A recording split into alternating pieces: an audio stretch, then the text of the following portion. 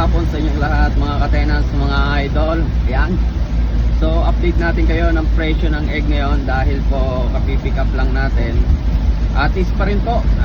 So kakagaling lang natin sa Batangas. So nag-pick up tayo ng egg. Ayan. So ngayon ay maulan dito, no? Kaya ingat-ingat rin po tayo mga kapwa natin driver, mga biyahero. Ingat po tayo dahil sa sobrang lakas ng ulan dito. Ayan, sa mga nag-aabang naman dyan, sa ating mga kababayan dyan sa Taguig, ito na po ang itlog ninyo.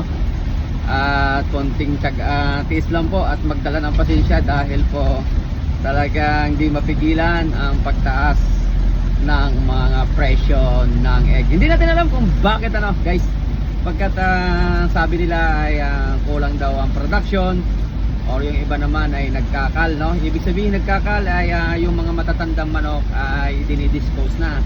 And then yun naman kulang sa production, hindi na kayang supplyan, no? At meron namang kumukuha dyan sa ibang kawid dagat, no? So ng mga Visayas and dyan sa mga ano. So dito sa atin sa Maynila talagang short, talagang napakamahal.